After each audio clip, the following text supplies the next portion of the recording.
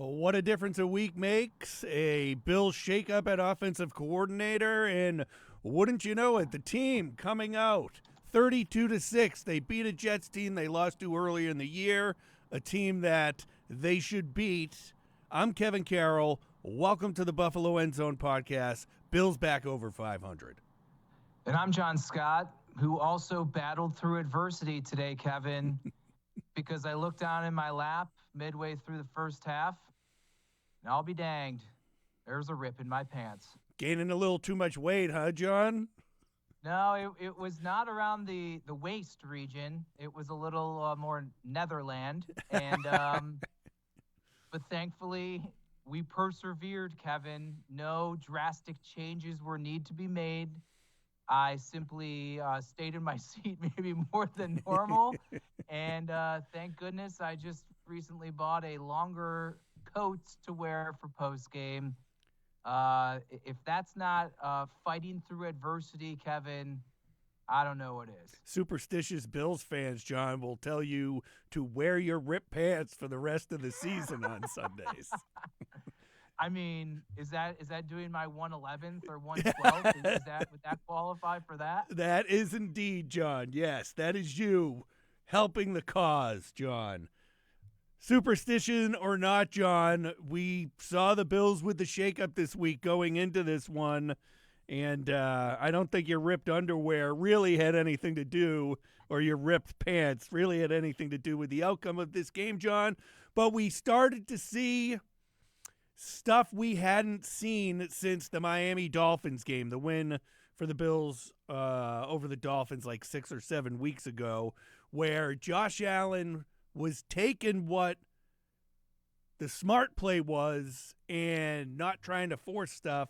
I think that's been a bugaboo for the team for a while now, and the Bills were able to put up 32 points. And you know what?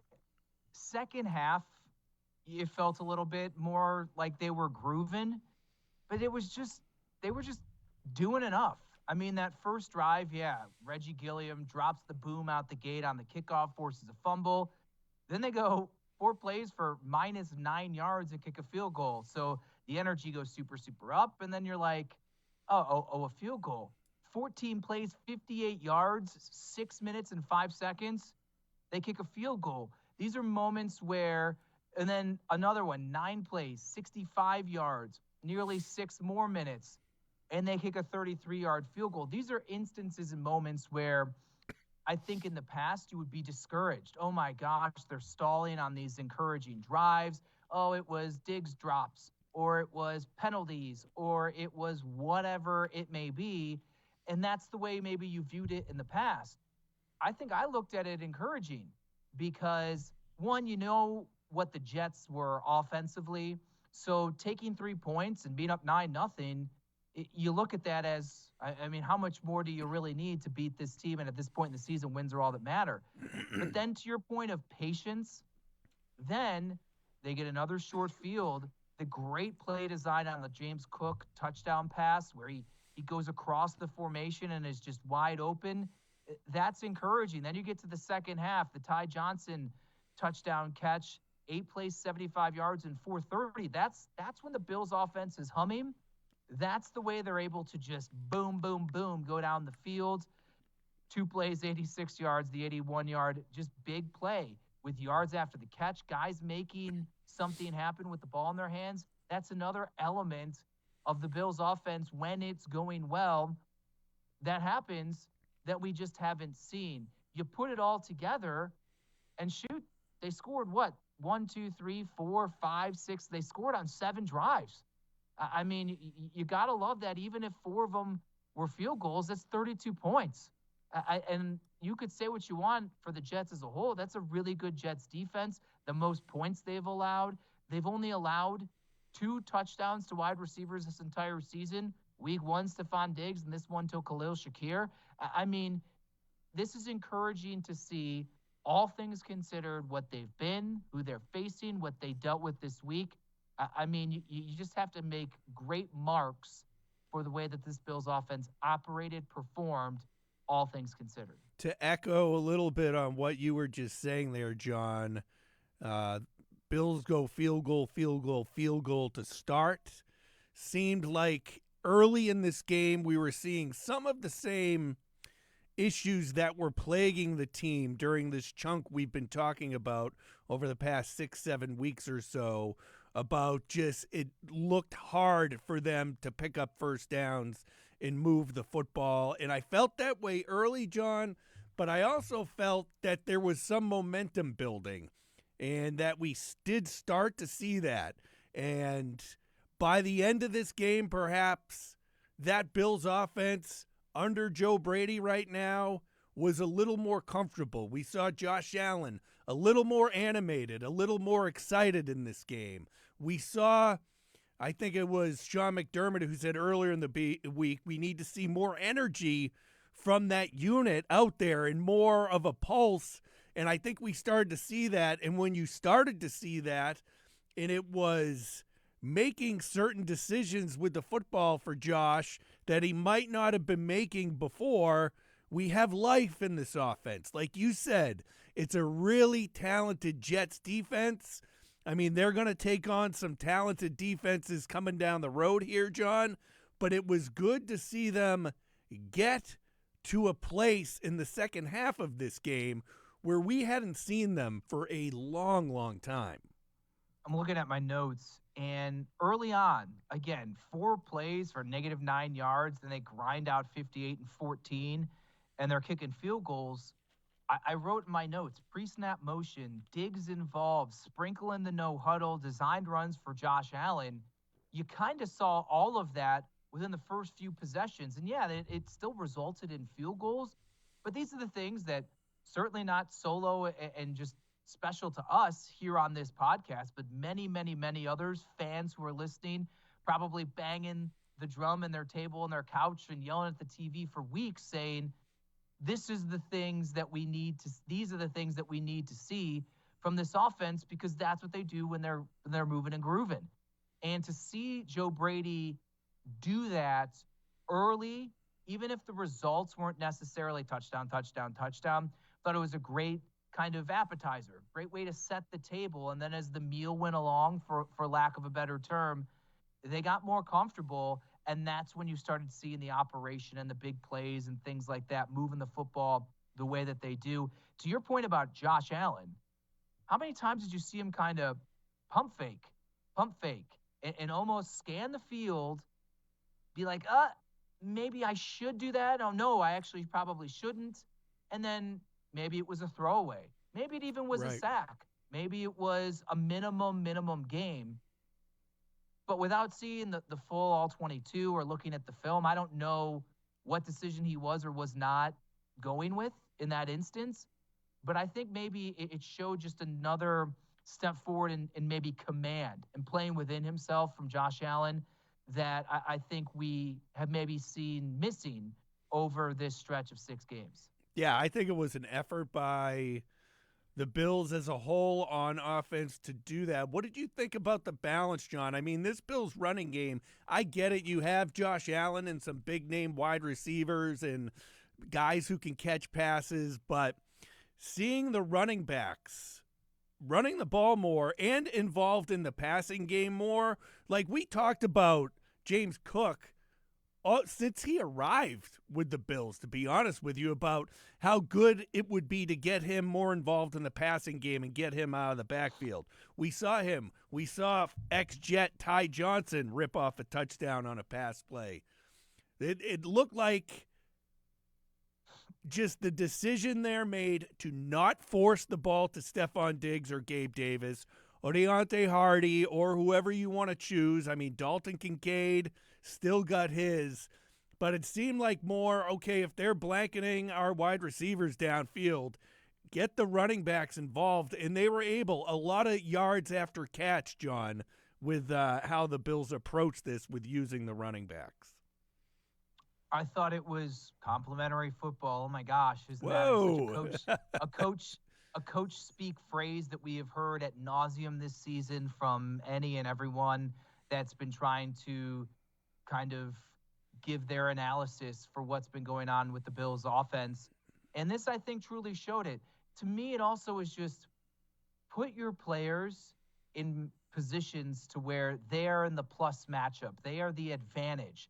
James Cook in the passing game, that's a plus advantage and plus matchup for the Buffalo Bills. He's good. He's prolific in there. 3 for 29, 15 yards was the long. I just thought the play design with motioning him and getting him across the formation, it was brilliant. It was a perfect play call. And then you throw Ty Johnson, another guy with speed who can catch the football out of the backfield. He was wide open. It was the exact right read. And then you just let the guy do something once the ball's in his hand. How many times have we had that conversation with Josh Allen saying he just should get the ball out and let the playmakers do the rest of the work? But because his arm strength's so great and he can drive the ball down the field, it doesn't always work that way for him because he feels, well, I dump it off 5 yards to see if they can pick up some. If I can just sling it 15, 20 down there, and we're ripping off a chunk in that capacity. I thought Allen did a very good job of that. And yeah, the running backs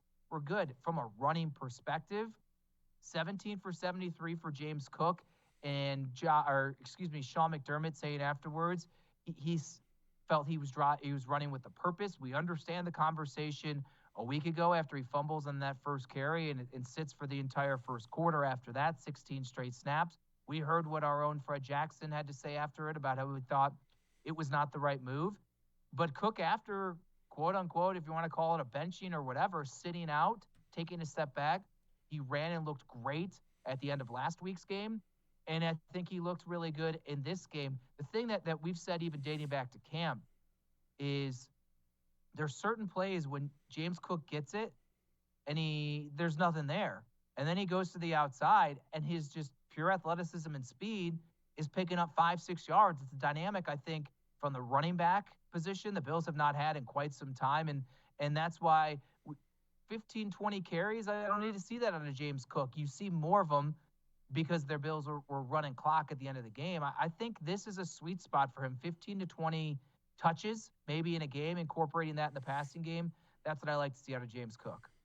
And you get Latavius Murray in there to sprinkle him in. And we started talking about Ty Johnson, John, during the post-game show and what maybe we saw out of him tonight. You know, they brought in Leonard Fournette. He's on the practice squad now. But, I mean, Ty Johnson looked to be the real deal as far as coming in as a third running back for the Bills. I think this certainly pumps the brakes on maybe some people really pushing for Leonard Fournette to get into the mix. If he would, I think it would potentially be in maybe over Latavius Murray, but clearly with his leading some offensive-only player meetings and his leadership, and he's effective as a short yardage type of guy, I think maybe he's there. Who knows? Fournette has great history. He's a Super Bowl champion. And Ty Johnson had, a good game with a good play, right? So I'm not saying that he definitely is going to stay in the active roster over Leonard Fournette. But don't forget, Leonard Fournette's on the practice squad. There's a reason they didn't sign him to the active roster. Part of that was to give him time to acclimate, learn the offense, which I'll reiterate, Fournette himself said he feels from just running the football, it'd be 2 to 4 weeks, maybe a little longer to get all the passing concepts down and pass pro and all things like that. I think he's a great piece to have there on the practice squad. But I think like a lot of these guys that have been signed to the practice squad, whether it be last year, this year, whatever, I think they were signed and put on the practice squad for a reason and not to the active roster. So I think as of right now, I would still maybe temper your expectations for the impact Leonard Fournette's going to make on this team. Let me play amateur Bills Mafia fanboy out there and say, Gabe Davis doesn't even catch a ball in this game. Stephon Diggs, not really involved in the offense. I'm not happy with what they did moving forward because I want my big-name players to make big plays. Well, I think the conversation is split, to be honest with you. I think it's Stephon Diggs conversation. I think it's a Gabe Davis conversation. With Diggs, you said you felt he wasn't as involved. He had 8 targets. I think he was involved. He just uncharacteristically, especially early in this game, was not catching the football. I think Diggs himself probably, if we would have spoke to him after the game, would have said, "Yeah, my bad, my bad. I just wasn't executing and playing to the level that Stephon Diggs plays at. 8 targets, 4 for 27 is what he finishes with, and one very calm reaction to a body slam that earned a personal foul from Sauce Gardner. So Diggs, I just think maybe it's one of those games. I mean, he's allowed to have those, as great of a player that he is. I think the separate conversation is then the Gabe Davis conversation because unfortunately, I feel like this is the story of his career with the Bills. I mean, I'm pulling up his game log here, and all right, the first game against the Jets, 4 targets, 2 for 32, and then he goes on those 4 straight weeks with a touchdown reception, and he's looking good. And then after that, the Giants game, 3 for 21 on 4 targets. The New England game when everyone was struggling, 1 catch for 6 yards on 5 targets. Then the Tampa game, he's heavily involved. Remember, we noted that we liked the way Dorsey was moving him around and putting him in the slot and different route combinations, shorter and intermediate. 12 targets, 9 for 87 and a touchdown. And then, so you're thinking, okay, Gabe Davis is back. Then Cincinnati, no receptions, no yards, 2 targets. Last week, he leads the team, 2 receptions for 56 yards on 6 targets. It's this up and down, up and down. He had no targets, Kevin. He had no targets. And so I think this is more of a wide conversation about the future of Gabe Davis with the Bills. There's still certainly 6 games to go, and if the team can make the playoffs, whatever. But to me, I just don't see really any type of performance Gabe Davis could have outside of just ripping off 100 yards week in and week out to where he's going to be on this football team next season. And I know that's more of a broader topic for later down the line, but the inconsistencies, and some of it is certainly the decision-making by Josh, but it's also he needs to get open. And I think it's probably both. And just in general, to see too many weeks for a player that you see bust out and just be inconsistent or feast or famine, it's an indictment. But I think to the overall point that you're probably making, if you're telling me Gabe Davis has no targets and Stephon Diggs is 4 for 27 on 8, I don't think you'd believe that the Bills put up 32 points and that Allen puts up 275, 3 touchdowns, and a Hail Mary kind of at the end of the half interception. Yeah. I don't think you would feel the offense would produce that way if their top 2 receiving targets or receivers, wide receivers, would play that way. So that is a positive.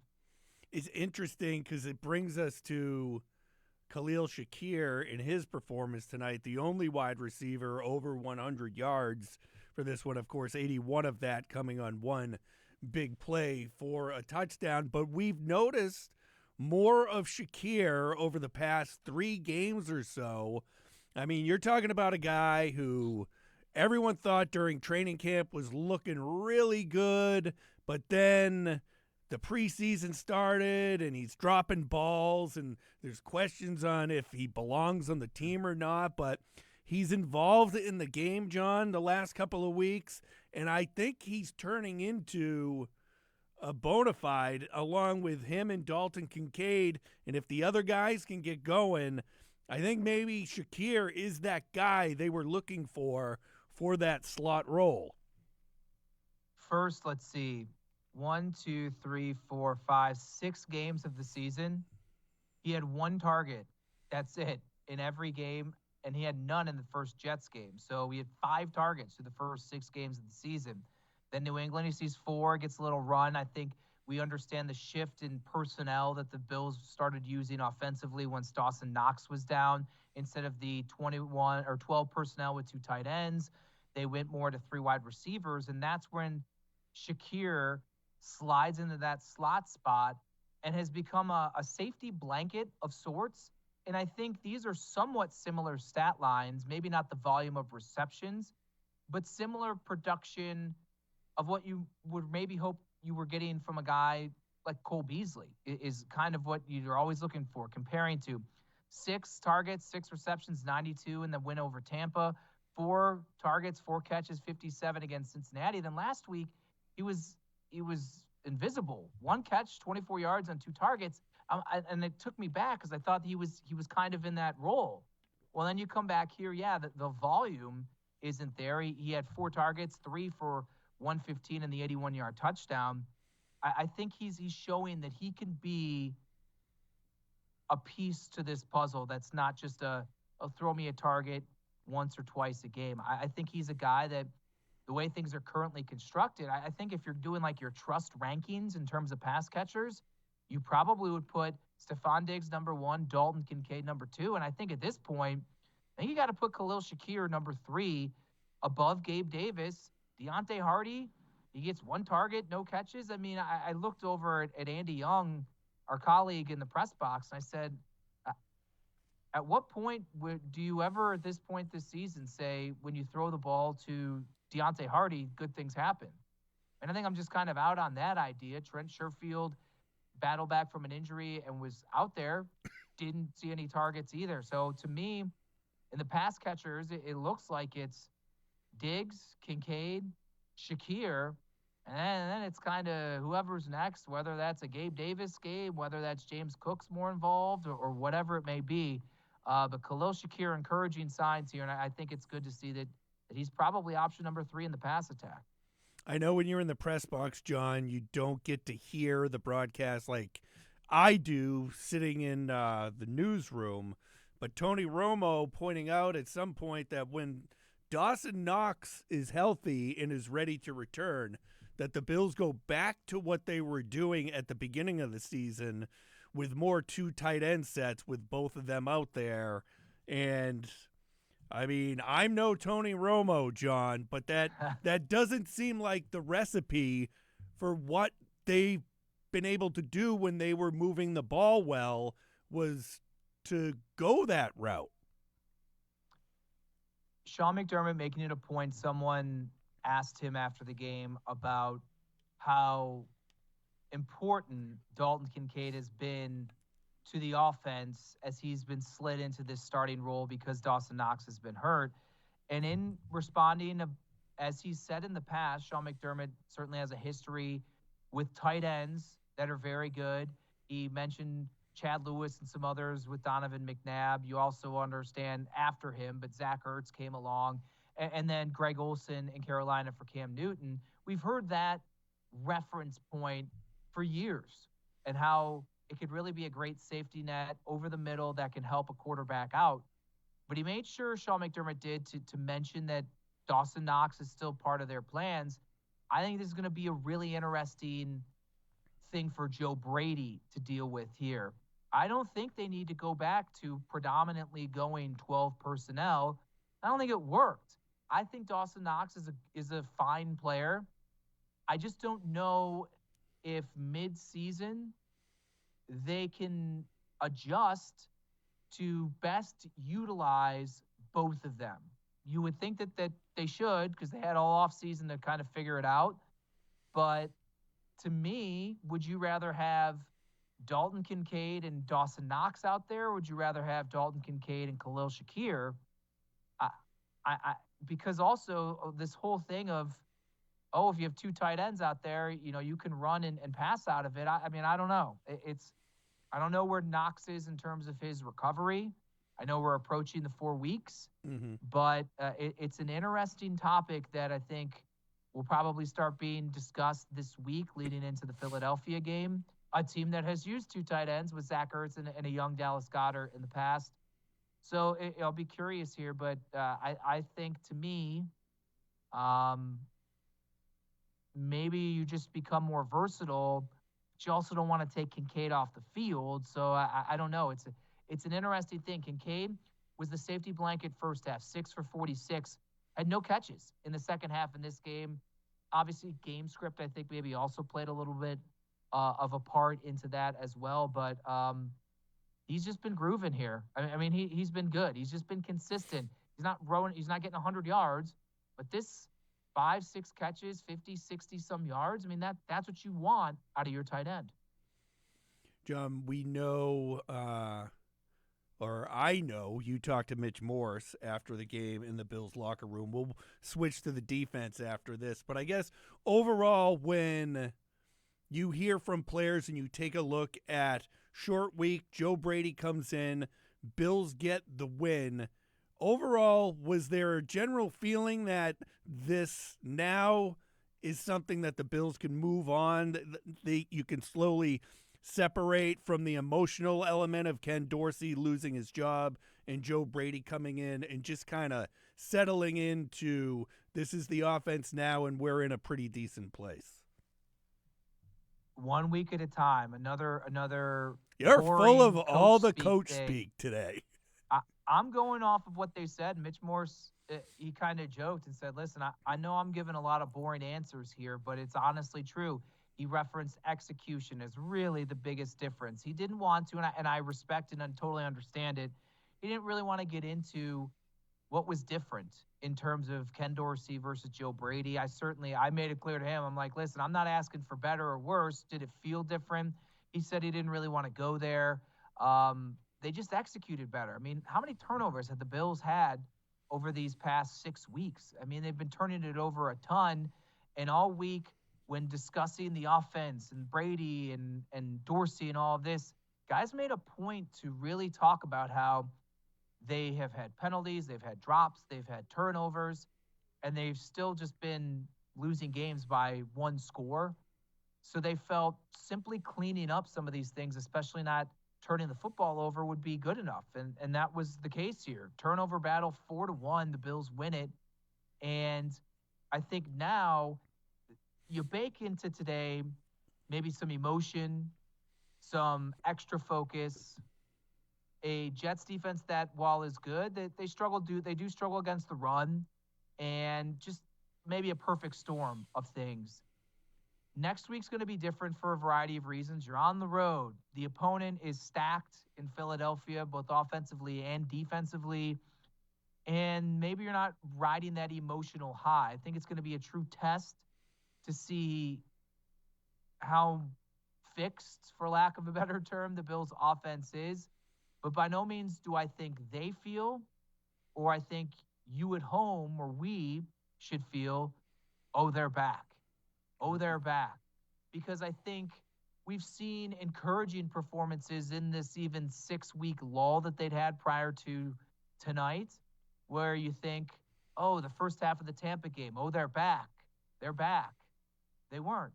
So to me, it's put up or shut up time. It's prove it. It's wait and see. And I think that's going to have to be this whole 1 week at a time approach to see just whatever. And I'll just add into this, Kevin. We talk a lot about eye test and feel and seeing things, and that's because we look at the season as a whole. I don't think it matters anymore. I put it out there. What they look like, what it feels like is completely irrelevant at this point. It is survive and advance. They did so in impressive fashion, and they looked the part in a 32-6 win over the Jets.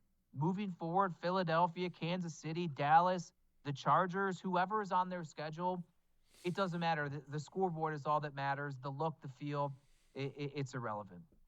The bigger tests starting to come up for the Bills defense, John, who unbelievably got even more banged up tonight in this win over the Jets. It's like a broken record when it comes to injuries in the Bills defense.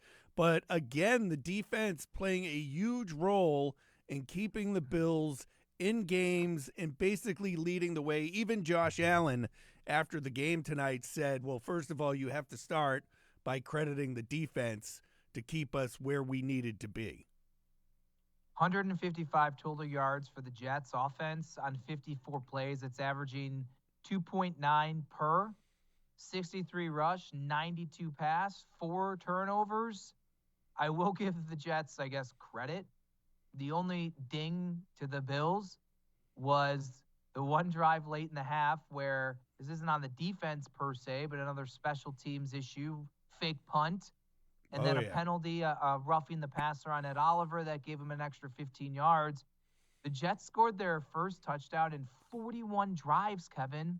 I didn't realize it was that bad for them until I saw the stat. Yeah. Beyond that, though, impressive. You're right. I mean, the sack totals, let's see, what did they get? They ended up with 6 sacks on the day. The defensive front was continuing to be dominant as well. Like I said, 4 turnovers. They only had 2 in the previous 5 weeks.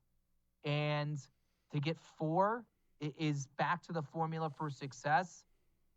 They're going to have taller tasks moving ahead. Zach Wilson ultimately finds his way on the bench for Tim Boyle. Who the hell is Tim Boyle? That guy owes me money. So you understand what they are offensively. Garrett Wilson held in check. He came in with an elbow injury. Breece Hall, 10 for 23. So it was impressive. Regardless of the opponent, it's impressive to hold an opponent to those numbers. And now we can slide into the conversation of potentially, Kevin, I guess, how more injuries stacked on top of the laundry list that they already have might affect things moving forward. Yeah, so you have, and this is all in the defensive backfield, John. Dane Jackson left the game. Taron Johnson left the game. Taylor Rapp with a big scare. They had to bring out the board and an ambulance to take him off the field. Coach McDermott saying that Rapp was actually at home during his post-game press conference, which is a good thing to hear after what you see on the field. But moving forward, John, now you have a secondary for the Bills that just continuously is dealing with injury, be it one guy or another, and it just seems like the one constant with the Bills going into each game is that someone in the defensive backfield is leaving the game. Now, I want to say this delicately. 2 of those guys are reserves, for lack of a better term. That doesn't mean diminishing the severity of their injuries, doesn't mean that it won't matter that they're not there.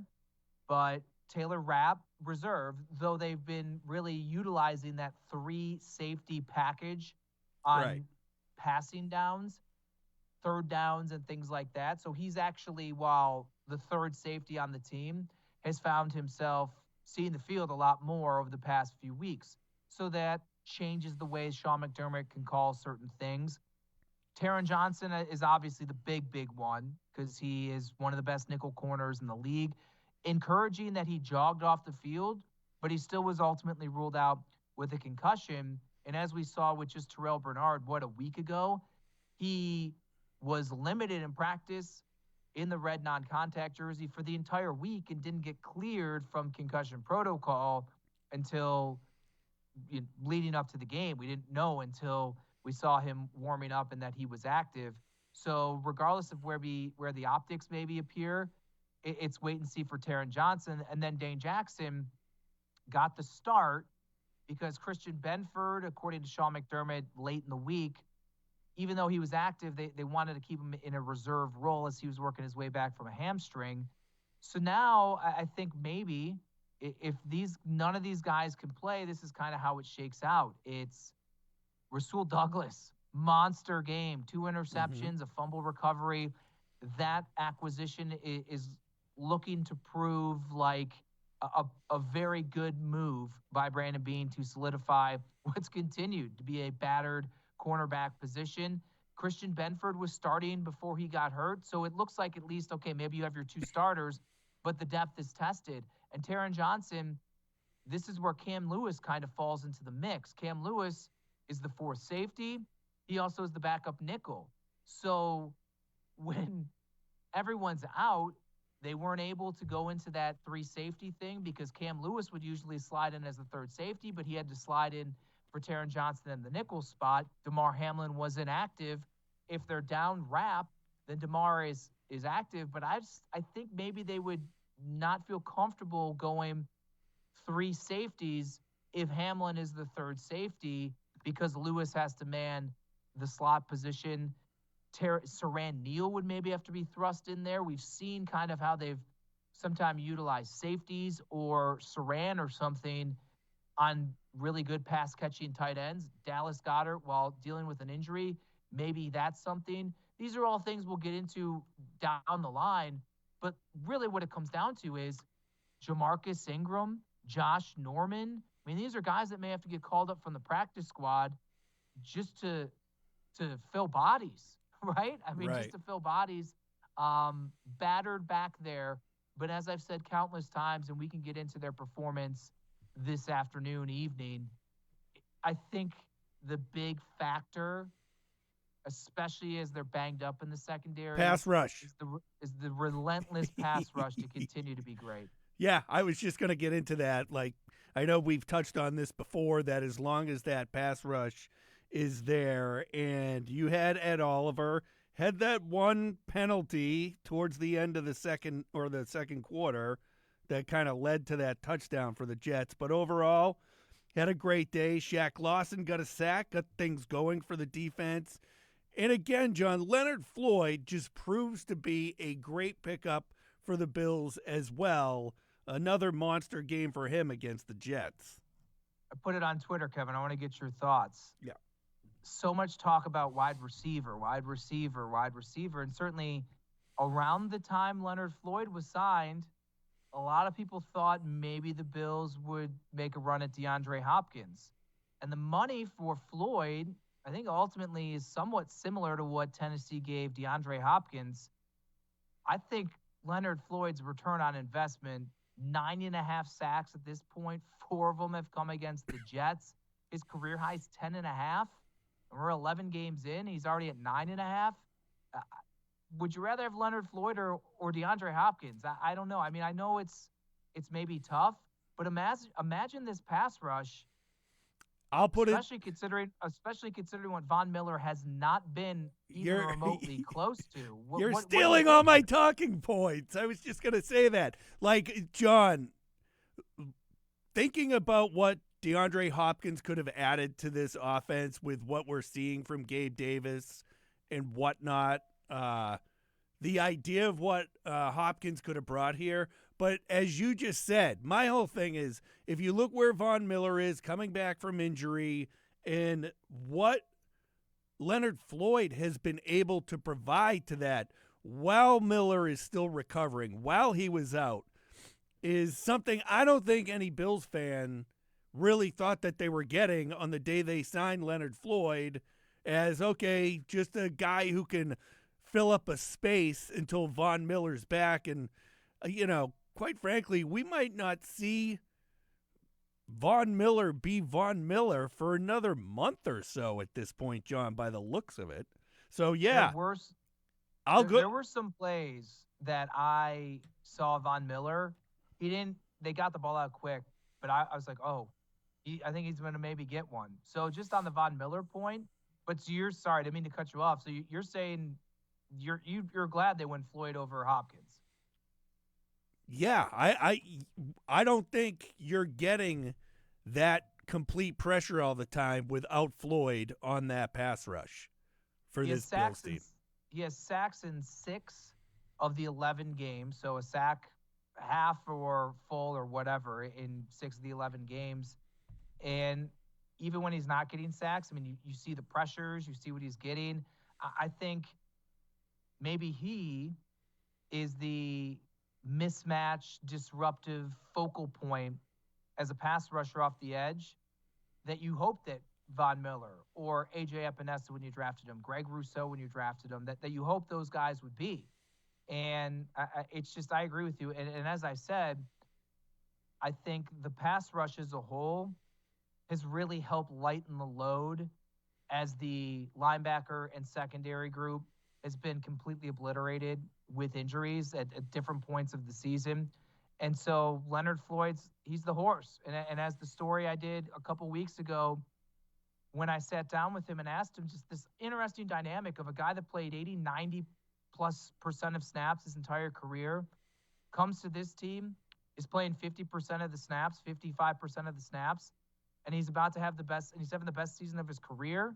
It's funny, right? And I asked him even just from a mental space, is that kind of weird to think? And he said, no, maybe I should have been doing this my entire career. I'm fresh. I'm able to just bring it every single down that I'm out there. It's crazy to think that way, but this is why the Bills do that. Leonard Floyd just seems, in maybe the entire Sean McDermott era, the only pass rusher that has been able to capitalize on this rotational basis. Yeah, it's really amazing what he's been able to do. And again, I'm a big wide receiver guy. I probably, if push came to shove, lean towards DeAndre Hopkins over him. But for our conversation we're having right now, John, I think we're pretty much on the same page because just how noticeable Floyd has been and how effective he's been this season. And real quick, just a little trivia for you. I know he's at 9.5. God willing, he doesn't get hurt. You'd have to imagine he will get to double-digit sacks. Can you remember the last Buffalo Bills player who registered double-digit sacks in a season? Your best friend, Jerry Hughes. Incorrect. Mario Williams. Incorrect. But I'm glad you went back that far. Our friend Lorenzo Alexander in 2015. All right. I didn't. The year he won Pro Bowl MVP honors. I was going to go with Zoe, but he escaped my mind for a second. I'm like, who was that? Who was that other guy? But yeah, okay. It's 2015, Kevin. The Bills have not had a double-digit sack guy in 7, 8 years at this point in time. That shows what they've been searching for, why they've been searching for it, why you sign 30-plus-year-old Von Miller to $20 million a year for that. They realized that they, even though they kept shooting their shot, they weren't hitting. And a late off-season signing of Leonard Floyd seems to be the one that is. 2015, I remember I went over to London to cover the Bills-Jaguars game that season. How was that? It was pretty incredible. I highly recommend doing it. Yeah, you'll have to tell me about it sometime. If you get a chance. Okay, Bills over 500 now, 6-5 on the season, but tough test, as they say, coming up with a trip. Sean McDermott back to Philadelphia, where he used to be an assistant coach to